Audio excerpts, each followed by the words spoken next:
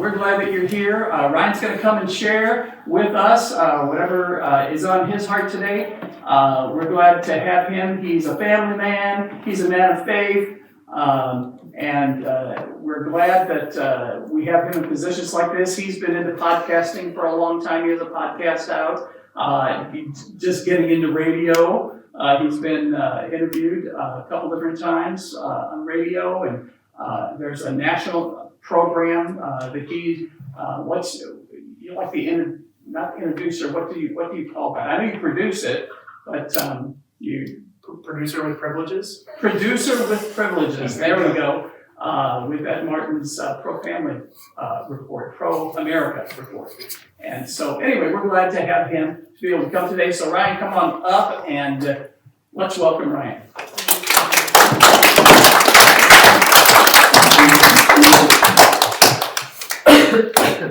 Well, thank you, everybody. Thank you for having me, and I'm glad to be here. I'm okay with playing second fiddle to Madeline Castle. She is a wonderful person and an incredibly important asset, not just for homeschool families and her background and pillar here, but for America and for Missouri as well. So I'm all right with that being second to her. But thank you again for having me here. So you heard a little bit about what I do, but let me set the stage just a touch for the credibility that I have to talk about any of these topics. Phyllis Schlafly, who I'm sure, show of hands, who knew before today who Phyllis Schlafly was? Okay, good. I knew this is Teen Eagles. It came out of, Phyllis's brand, so I would hope so. But Phyllis Schlafly had 7 decades in the political arena. From her earliest time in the teens and 20s, that's how she met her husband. She was writing for the American Enterprise Institute, and he was a lawyer, a few years her senior. He fell in love with her writing, thought it was a man, went to go and find that guy and become buddies with him, and realized it was the woman who he fell in love with almost on the spot. So she, from her earliest time through her final, literally her final hours, worked for America and for the values that she knew were fundamental to this country. But what was most incredible about her is that she always saw beyond the issues and beyond a lot of the peripheral things that we see to what the values were at the base of each of these arguments, and also what the long-ranging strategy was that we need to pursue. So I was very privileged to work for her for several years. Personally, my office is still right across the hall from hers, which we haven't changed really at all. Her chair, her papers, everything's still on the desk for the most part, which is both a wonderful reminder and also kind of a sad moment for me, because I can't go and ask her questions anymore when something comes up. Phyllis, what should we do about this? We've got to go and figure it out. But she was a master at communicating to people, motivating and getting them to see what was happening behind the issues that we face. So having the ability to do that, and now the platforms that she left behind for us, it's given me an opportunity to get really close to some very interesting things the last several years.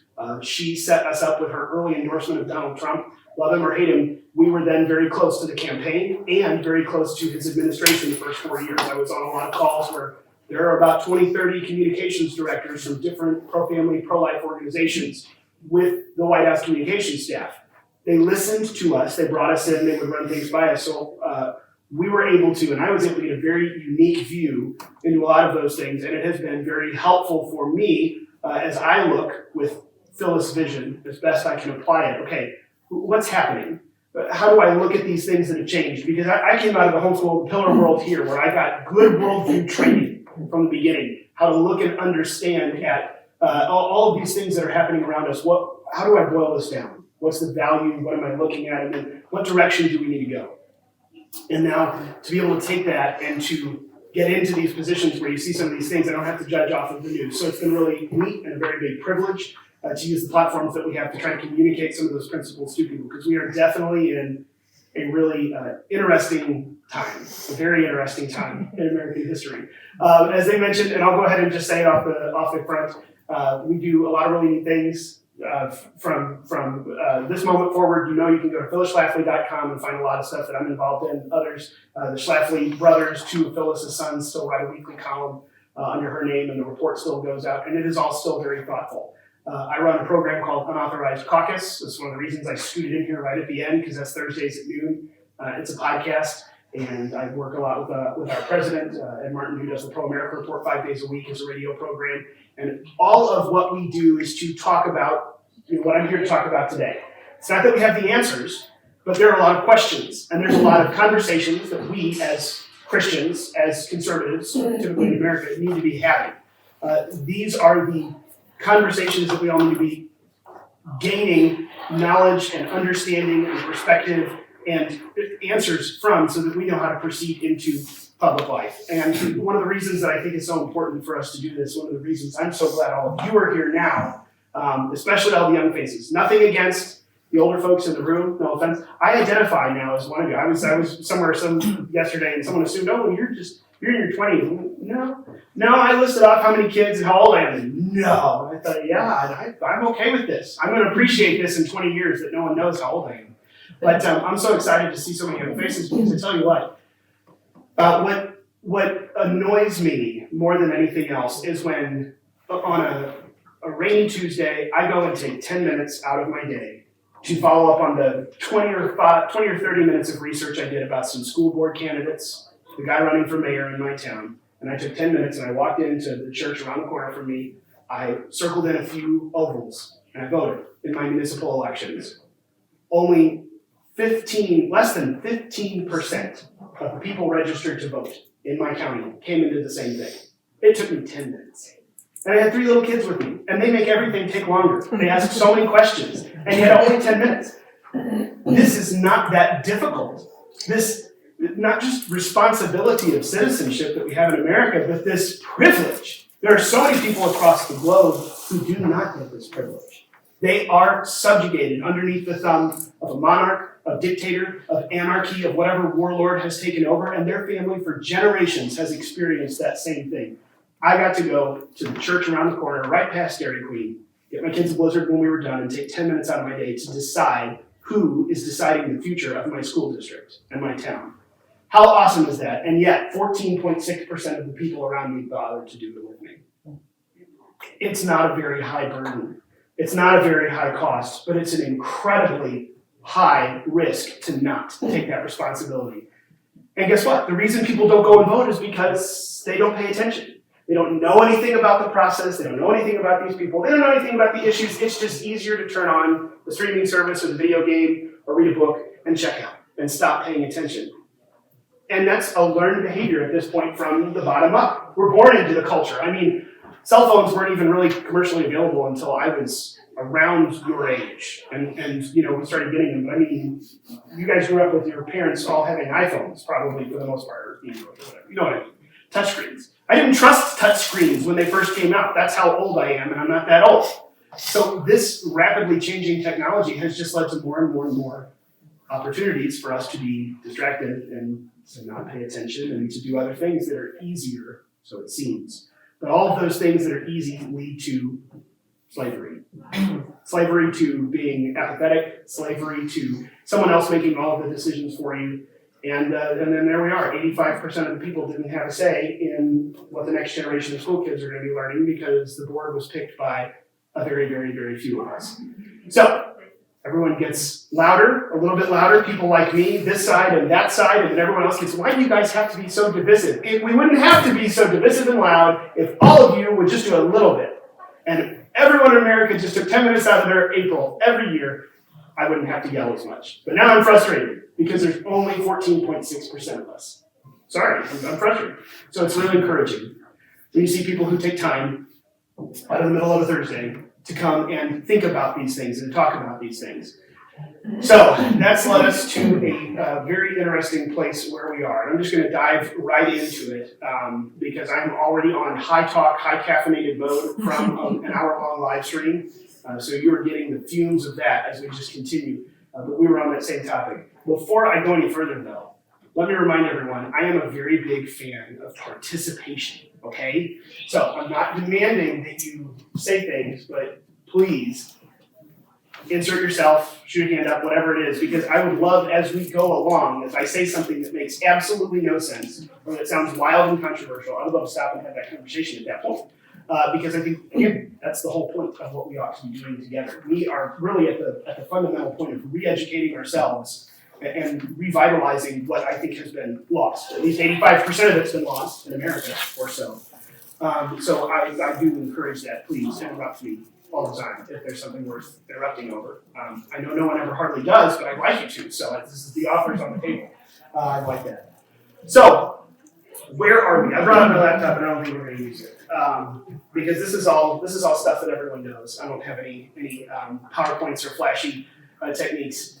So we've come through a very long and arduous last 100 years in America, and I think that last 100 years is really when we've started to see. Make no mistake, from the very beginning, I am sure, quite literally, day 1, day 2 of George Washington's presidency, there were people who decided to start moving themselves into positions of power for their own benefit, to perpetuate power for themselves, not to give power freely with an open hand to we the people. And we've just penned these words. So it's certainly a problem as old as our nation. However, in the last 100 years, we've seen a very strong lurch toward authoritarianism. Now, it's gone through a lot of names. Political labels are finicky things: conservative, liberal, progressive, leftist, right-wing, make America great again, pro-America. You insert the popular phrasing, these all change. And it's not really good enough to, oh, what are you? You're a conservative? Okay, I know everything you think now. Well, no, not necessarily, because that also means different. What are you, an American conservative, or are you a European conservative? These are two very different things. Are you a conservative from the very Goldwater 1960s era, or are you make America great again conservative? These labels don't really help. We still have to go issue by issue. And as we've marched through, particularly the last 75 years, the issues have changed. And make no mistake, the convictions and our values as Christians, first, as Americans, as citizens, second, those convictions haven't changed, but the issues have changed, and the enemy has changed. And I think that has led to a very changing response. Because the era of Barry Goldwater in the 1960s, being the face of conservatism and republicanism, was very different than the era of Reagan, being that face 20 years later. It was very different than George W. Bush being that face 20 years after that, very different than now Donald Trump being the face of that 20 years after that. And I think that each of these things, as we as conservatives, as right-wingers, whatever you want to call it, people on the center to right spectrum, who believe in common sense and truth. We'll call it that, somewhere in that range. As we have marched through each of these iterations, we've had to adapt our strategy and our tactics. The convictions don't change, but the strategies and tactics do. And this is what we just spent an hour talking about today. It was a really good episode. I encourage you to go back and look at it. If this is of interest to you, I think it is. You wouldn't be sitting here. Although some of you may be sitting here under duress. You can't blame it. In that case, you're my captive audience. You should go watch it because I said so. It's good. But we talked about this quite a bit, and I think that one of the very interesting things that is hard, it's been a hard pill to swallow, a hard nugget to chew on, of the last few years has been the rise of Donald Trump. Because it looks very different, and it sounds very different than the conservative movement of my youth, which isn't that long ago. It's 20 years ago. It's make my dad feel old. Next month is my 20-year anniversary starting the Teen Eagles. Not even just high school, Teen Eagles, which was partway into high school. You're nodding very studiously, but I'm old. That's what it makes me feel like. 20 years next month. It looks a lot different than it did 20 years ago. When I showed up at a Bush rally here in St. Louis in 2004, I wouldn't do that again. To be very clear, on the record, this is being recorded. I would not go to a Bush rally again, knowing what I know now. But it looks very different. Well, that looked very different than the Reagan years or the Goldwater years. The enemy looked very different, and the enemy was doing something very different. Now, I say the enemy, make no mistake. Our political enemies are our enemies. They are enemies of our values. They are enemies of our faith. To be completely honest, because not everyone over on the other side, not all of the leftists, the liberals, whatever you want to call them, not all of them know what it is. There are a lot of useful idiots. This is a good phrase. You're allowed to say idiot when it's useful. Otherwise, don't call people idiots. But there are a lot of people who they don't know. They're cogs in the wheel. They've been convinced of something. They were indoctrinated from college on up. Or they think that they've got some sort of role that they're going to play. They'll be a middle manager in the coming reign of whoever it is that's in charge.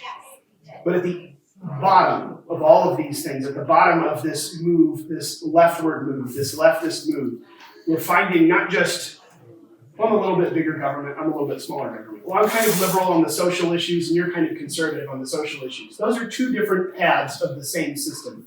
That's not what we see now. What we see now are two diametrically opposed systems.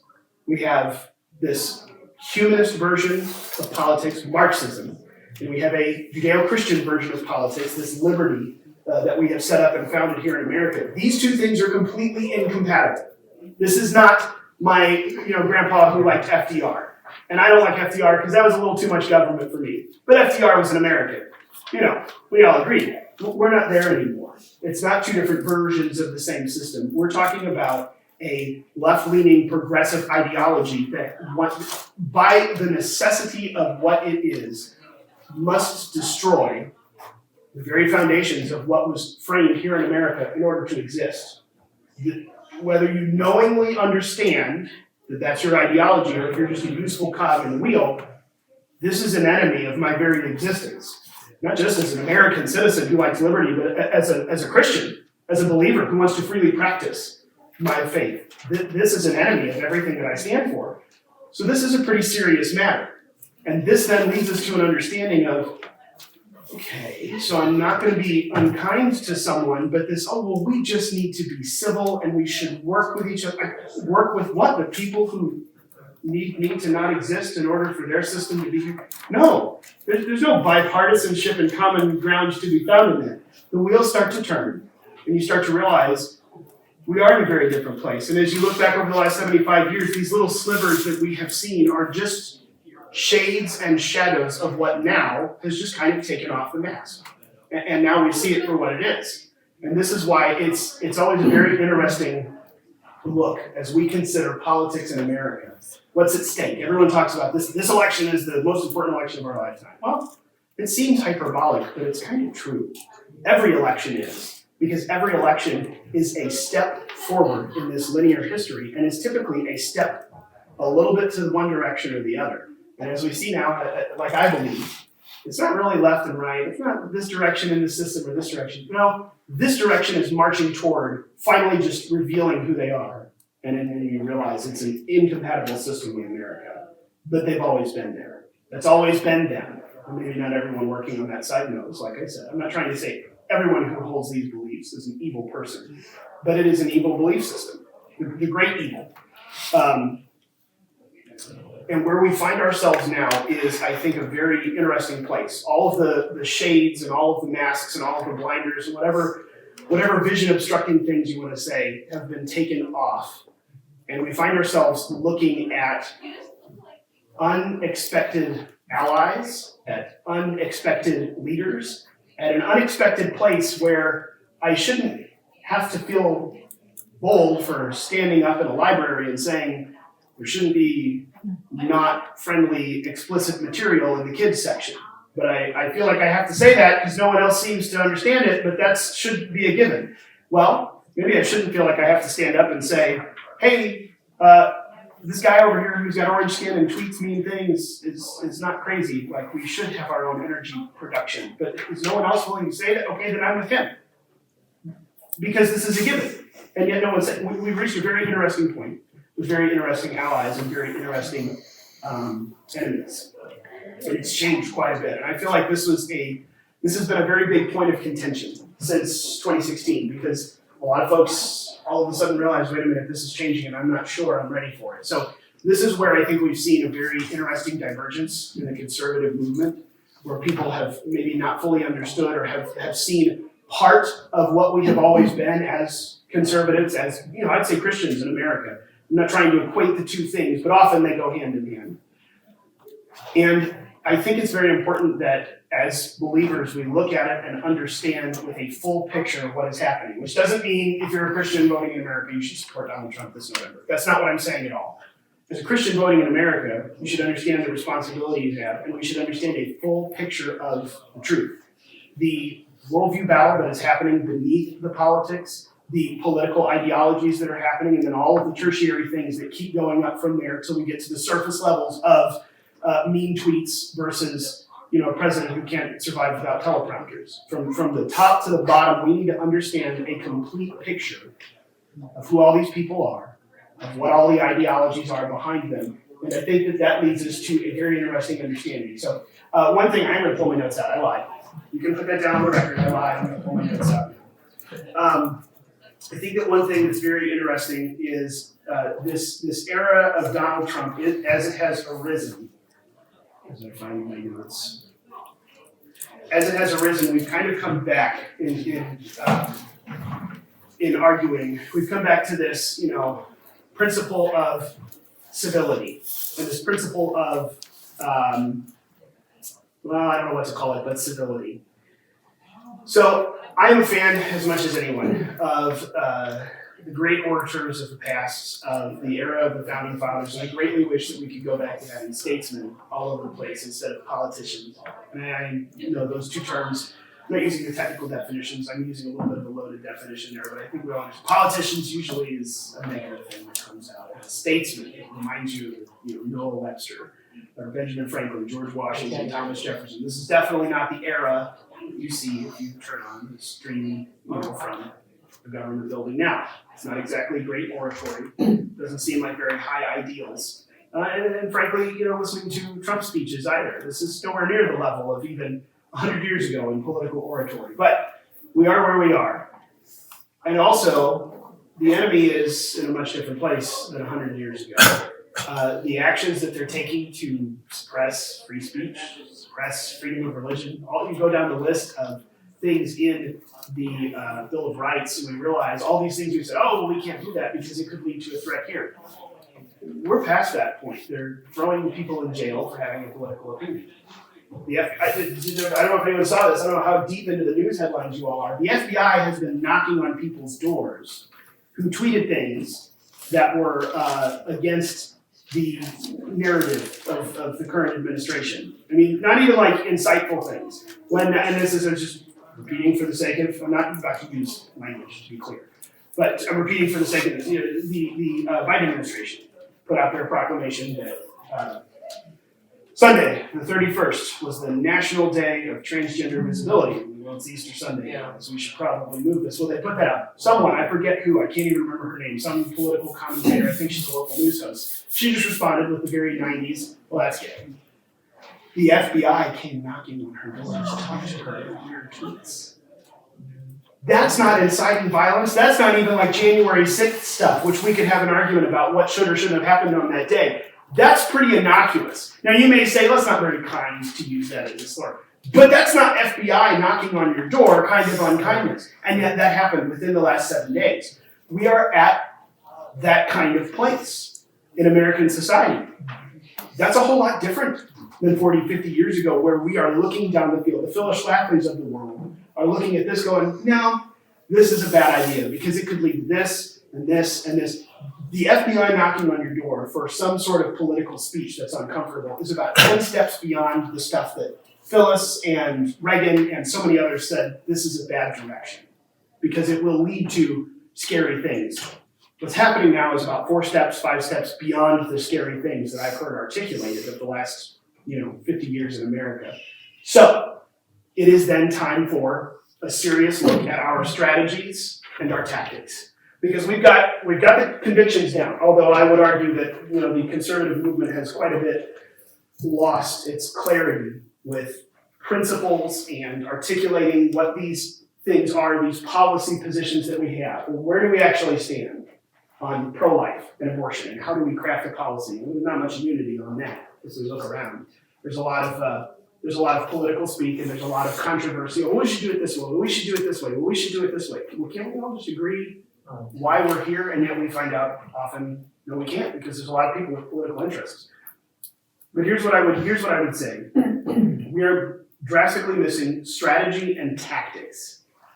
And this is where I think conservatives are starting to miss where we are and who's actually on our side, because there's a difference. Before I get too far, I would argue there's a three-legged stool of conservative action. It's understanding our convictions, understanding our strategy, which I would say is a long-term goal, what we're planning to achieve, and understanding our tactics, which is what we're doing and orienting right now, today, in the face of something that's in front of us. It's much more short-term.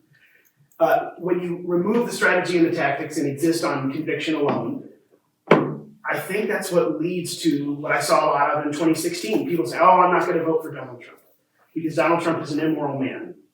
I'm like, well, so am I. Like, we're all sinners, right?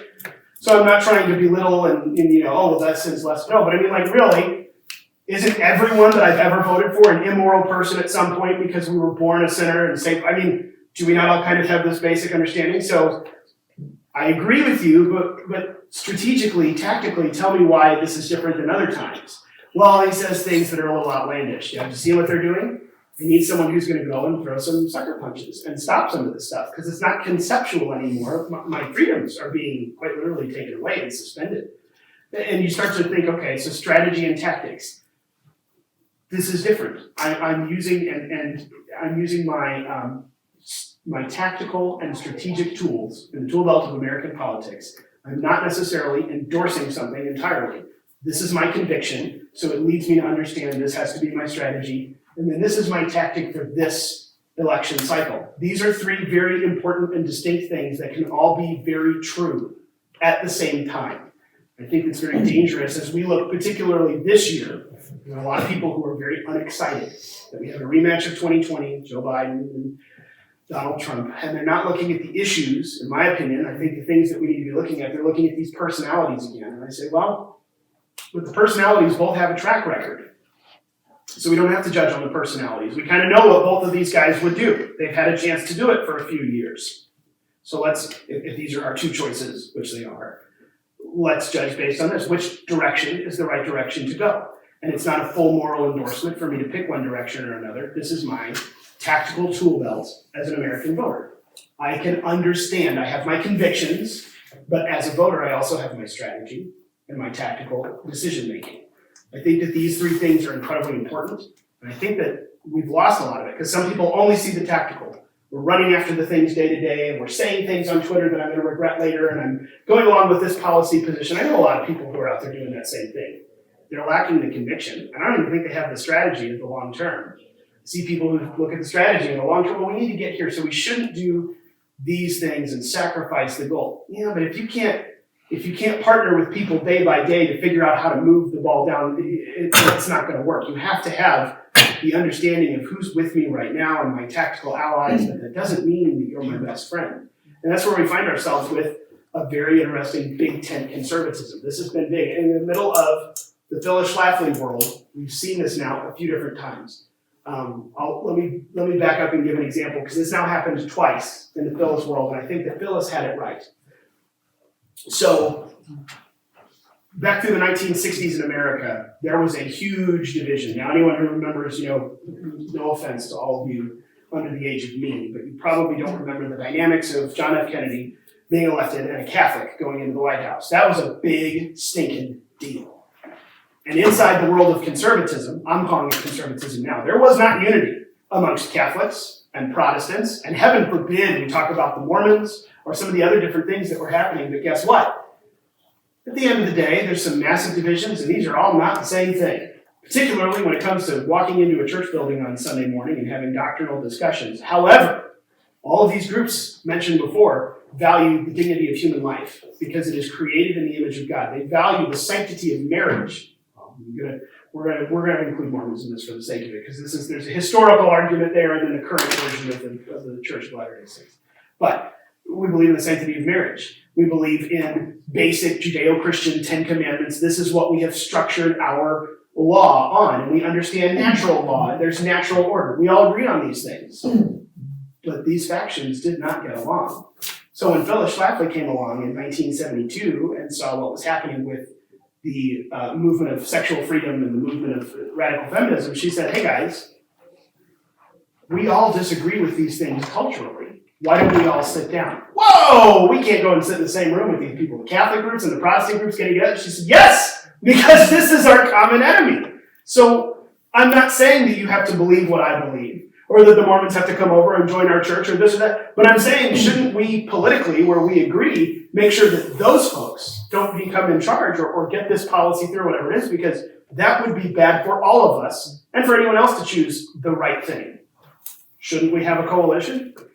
And she did, for the very first time, especially in the social conservatism, the realm of social conservatism. Phyllis Schlafly forged an alliance between Mormons, Protestants, Catholics, all sorts of groups that did not get along, did not talk to each other politically, even though they agreed on the same basic tenets. She brought them together and said, I'm not asking anyone to compromise their convictions, but for our strategy of where we want to be and what we want to preserve, and for the tactics of beating this enemy right now, today, in front of our face, we have to combine these three things and beat them.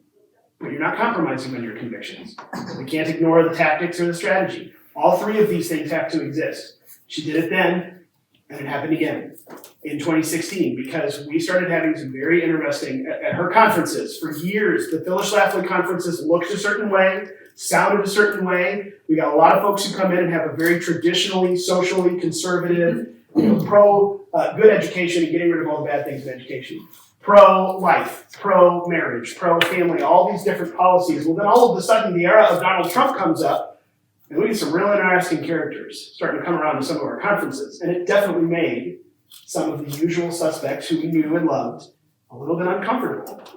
Because they're like, why are we going to bring them in? Well, you're right, we don't agree with them on everything. And I don't think that they have the same value system that we do. So maybe our political preference that lines up with theirs, I think ours comes from a conviction that theirs doesn't. So we're going to meet a place where we eventually don't agree. But for right now, what they're wanting to fight for is the fundamental right to maintain freedom of speech and conscience in America. I agree. You tell me I'm not supposed to take their help as a tactical ally in this fight? That doesn't mean I have to give them a pass on everything. But these are my tactical allies in this fight right now that I face. Phyllis was a master at understanding that, and in an era when that blew up all over again, the era of Trump, no, we can't go that way. Yes, we have to go this way. No, we need to go this third way. Strategy and tactics went out the window.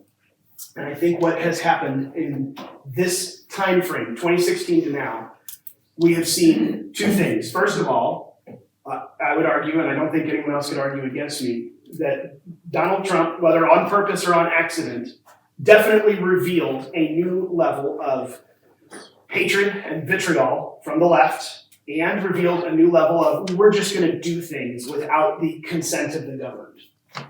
The news media lost their minds and finally made that last step from a biased set of news organizations into fake news, which is kind of a common term now. It's just outright lying on the air. Instead of having a political bent, now we're just lying. Well, he kind of made them lose their minds. And again, maybe he did it on purpose, maybe he didn't. I'm not here to argue that. But his rise to politics definitely caused it. And the same thing.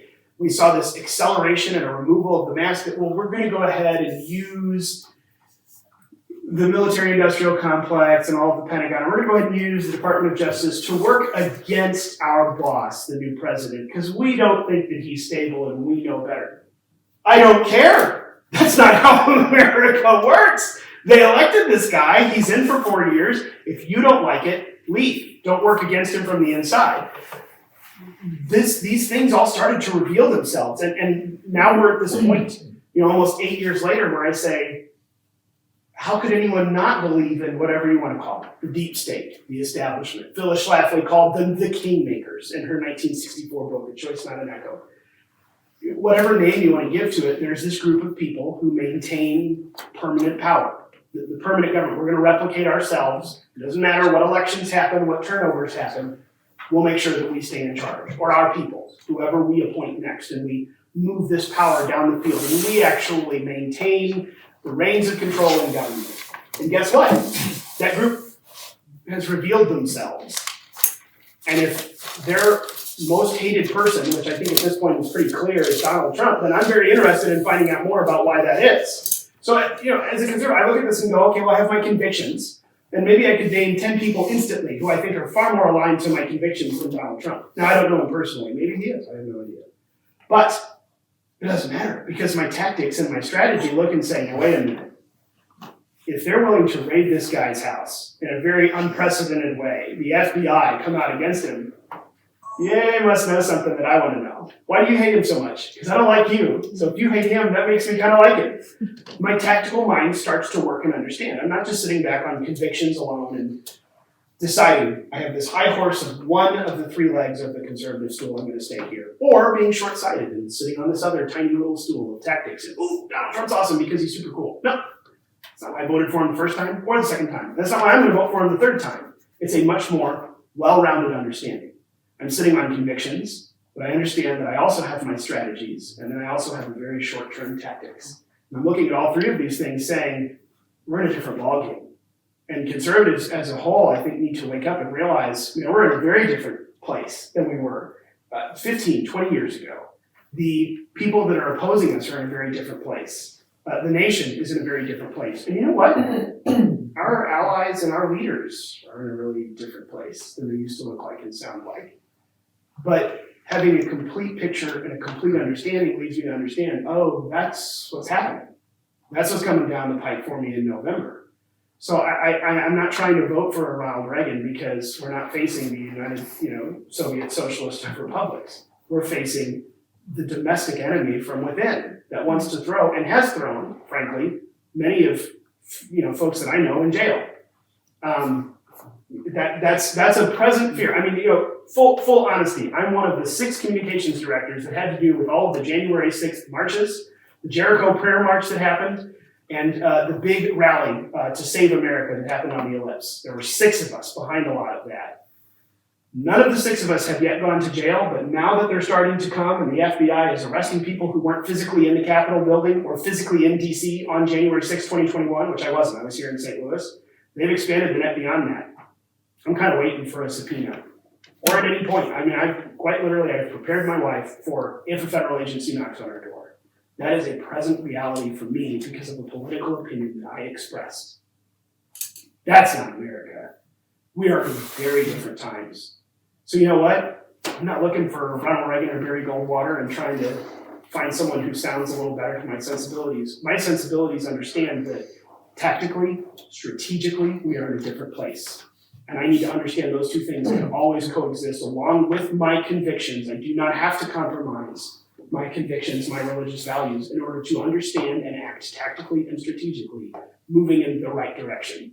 This is all imperfect, but I don't need it as an excuse. I love Phyllis's favorite thing when they would, how can you pick the lesser of two evils? She would always say, Jesus isn't on the ballot. He's not running for office. He has better things to do. We're stuck voting for imperfect people, imperfectly in an imperfect system.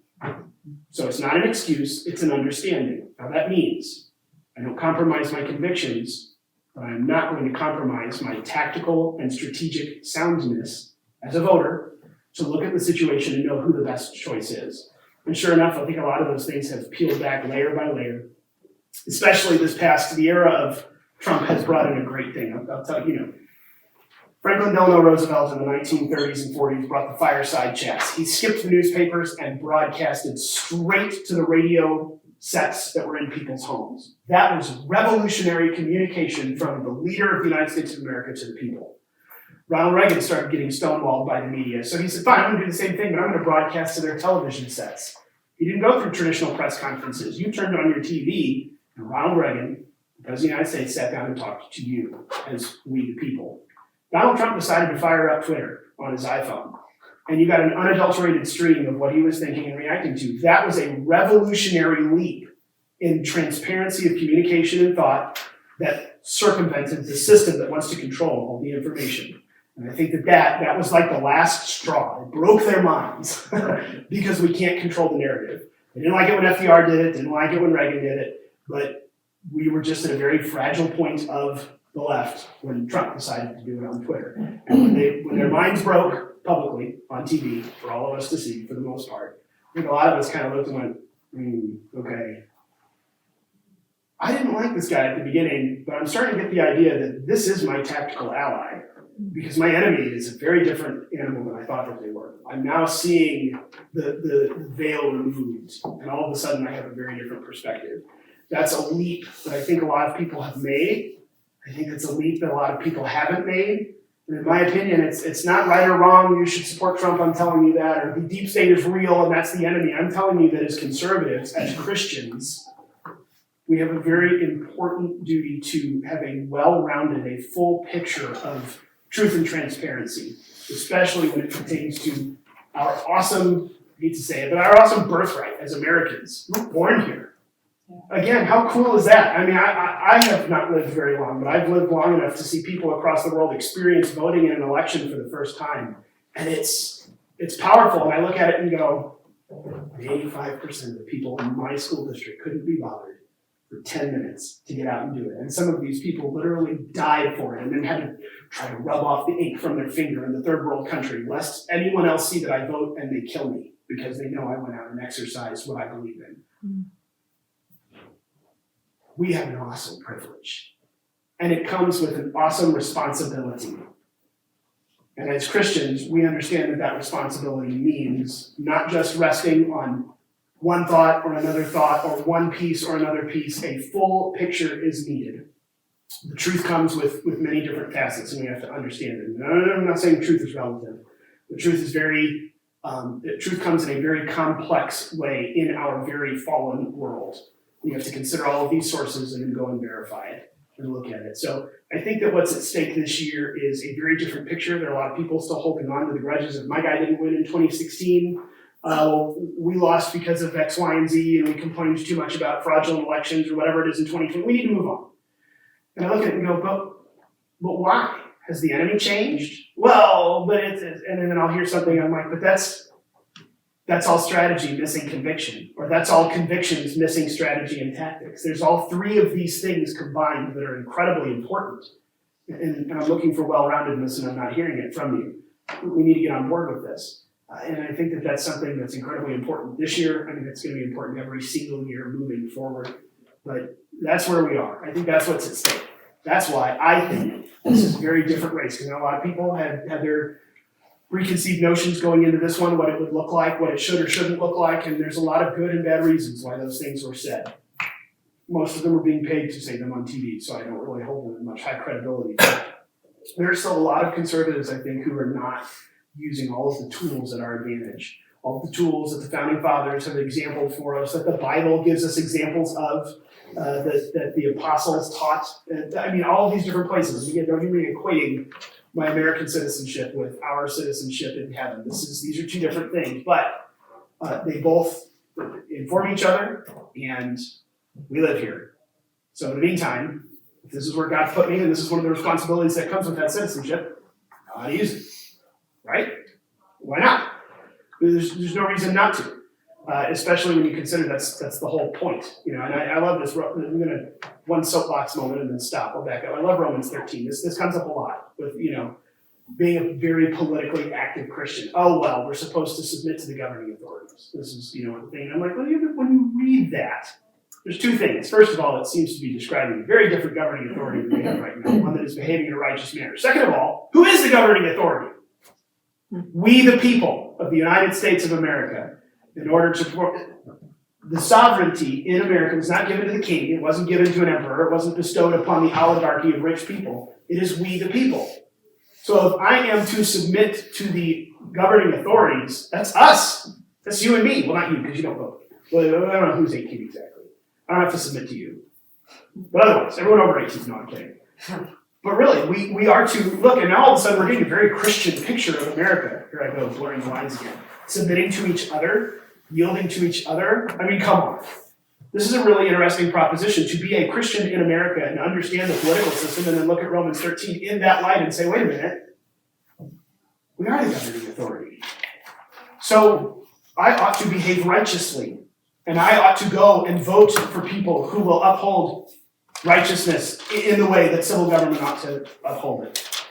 All of a sudden, the responsibility and the weight of it, I think, becomes a really unique proposition. And I think that was done very purposely. I think our founders, the framers of our Constitution understood that, and that is why you will find so much commonality. They used so many scriptural principles to plug into a civil government, the likes of which had never been seen.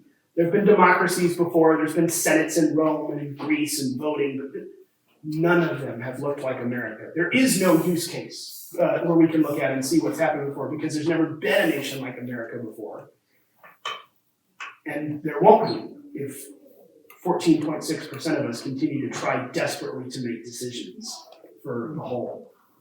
So there's a responsibility And there is a full and complete picture that we all must look at, and there's a set of tools that I think we should use completely in tandem and in association with each other, understanding them. They don't compromise each other to fully lean at different times on strategy or tactics or conviction. I don't have to compromise to use all three appropriately and have them all be true at the same time. So that's my pitch for why this election is so important, for what we're looking at in this election, for how we can talk. And that goes from top to bottom. I mean, that's school board all the way up to the White House. Everything in between, the same principles apply. Because at this point, it's laid bare. Like it or not, there's really, like I said, I don't think there's really any compromise, middle ground. Well, why can't we all just meet in the middle? In the middle of what? The two systems that don't work? No, I'll choose this system. And then, when we've eradicated the people who are trying to destroy America as we know it, now we can talk about the nuances of governing and policies, now that we're all back to this part. But until then, there's no compromise to be had with communists. It's a completely different system. So that is my pitch. That's why I think this is so important. It's what I think we need to understand. And whether you're voting now or about to be voting or years off and it's completely off your radar, put it on your radar. It matters. It also doesn't take that much. It's very easy and it should be very exciting. So does anyone have any questions, any clarifications? All right, calm down. Everyone, put your hands down for a second and be disorderly. No, nothing? Okay, well, I'll tell a story then. Literally from, what is today? Thursday, from 2 days ago. There's an explanation of my week.